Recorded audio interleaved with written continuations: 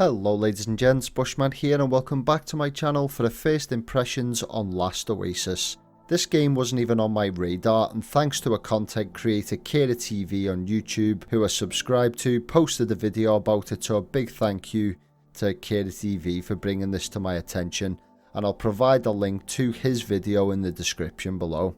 As a huge fan of MMORPGs and survival games, Amazon Game Studios' first MMORPG New World has been at the top of my most anticipated games list for a long time. So much so that I decided to dedicate this YouTube channel to it, and I was 100% certain I was in it for the long haul. Due to recent changes, news and announcements, I'm getting more and more disenfranchised with the game, which doesn't mean I'm giving up on it, but the concept of Last Oasis relit that spark I had originally for New World, which was an MMORPG survival game with a main focus on PvP and high stakes gameplay.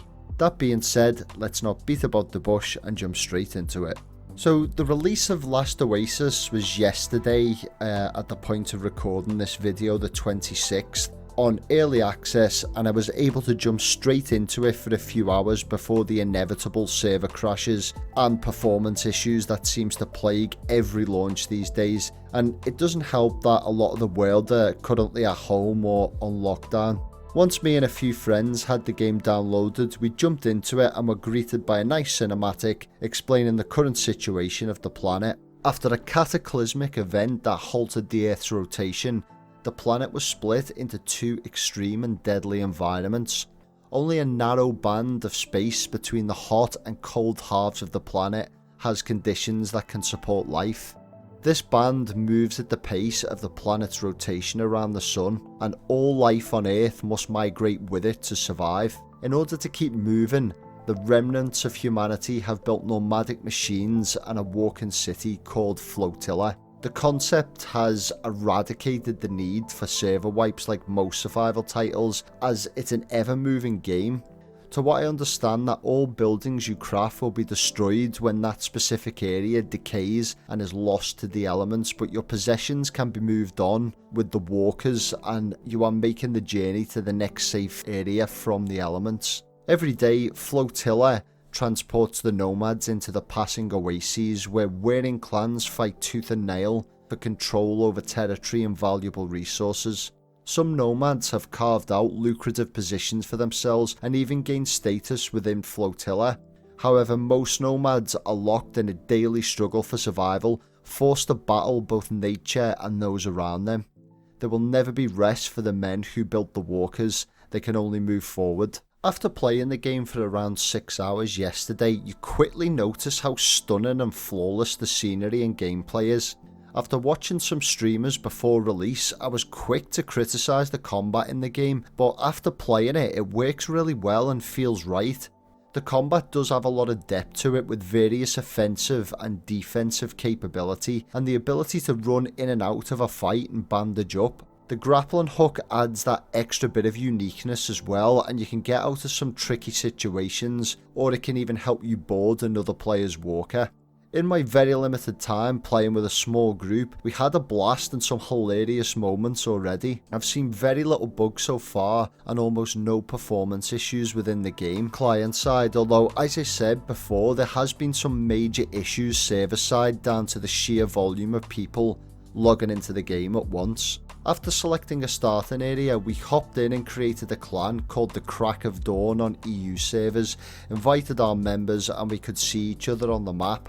We then started following the missions, which slowly walk you through aspects of the game such as crafting, combat and survival. The main resource in the game is water, as it is used to travel to different areas on the map known as nodes. Relics are also an important resource which are used to unlock various skills in the tech tree. Before you know it, you will have found enough relics to make a blunt weapon, a hatchet, some bandages and a water bottle. Each mission you complete, a voiceover tells you a bit more about the game and progress, and I have to say they do an excellent job of walking you through the basics. A point to note is that most of your equipment is protected in the starting areas, but PvP is game on from the get-go, so you will get people trying to attack you, but it's pretty easy to avoid it and carry on with your missions. After learning the basics and crafting our first walker, we were running out of time in our starting area, as each map has a decay timer to when it will be scorched or frozen, and we were trying to figure out how to move to another starting area rather than move on to a higher difficulty area, as we felt we hadn't learned enough about the game. That's not to say all starting maps have such a fast decay timer, as we've seen maps with over 5 days of time, so be careful about what starting map you select after the character creation screen. To move to another area, you must move to the edge of the map into the desert known as a safe area, and this is also the area you need to move to before you log out of the game to ensure all your belongings and walker are safe from other players. This concept is also fantastic as it stops the problem of being offline raided and killed. You can then choose another map to travel to, but this costs water to do so, which can be stored on your walker or your character. We didn't have much water at the time, and the next starting map cost more than we had available, so we decided to travel to a map called the Hot Springs at the cost of 5 water, which was a medium difficulty area, but had 1 day left before it decayed. We noticed the mobs hitting quite hard, and it was quite difficult to solo, but as a group we made short work of the first NPCs. We travelled to a water source on the map, and the graphics and scenery were stunning, but there was a very real risk of danger as the area was flooded with tribes of Rupus, which are ape-like NPCs, and they were flinging nets from treetops and chasing you away from the water. We managed to collect some water, but it was contaminated and you couldn't boil it in your campfire, so I still haven't found a use for contaminated water at this point. We met some players along the way, some friendly and some not so friendly, and were surprised to see how seamless and fun the combat was. Getting killed didn't feel like a major punishment at this point, as the game didn't really feel like grindy at all compared to other survival games I have played. Not long after joining the Hot Springs map, that's where the server issues started happening, and I haven't been able to get back on since, but they are working on a fix for the issues at present, so let's hope they are back up and running shortly. In summary then, ladies and gents, it was a very promising experience and very unexpected to say the least. I didn't have high hopes for the game, but thought it would tie me over until the release of New World next month. However, instead, it's got me really questioning the focus of the channel, as I wanted one game as a main focus of video content, with throwing in the occasional videos of other games here and there.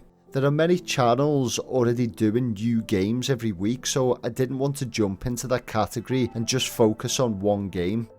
Time will tell what direction I'm going to go down, as it's no secret that I was very disappointed with the changes to New World in regards to PvP, and Last Oasis is right up my street and filled that void. However, I'm in no means dismissing New World, as I've not played it yet, and it would be unfair to all you lovely people that have subscribed so far.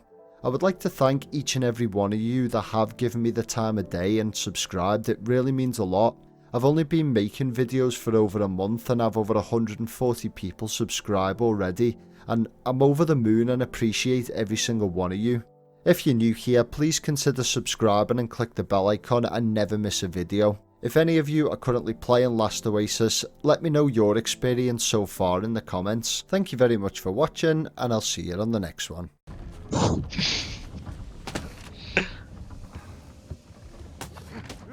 Oh, you're getting battered, jump on it, jump on.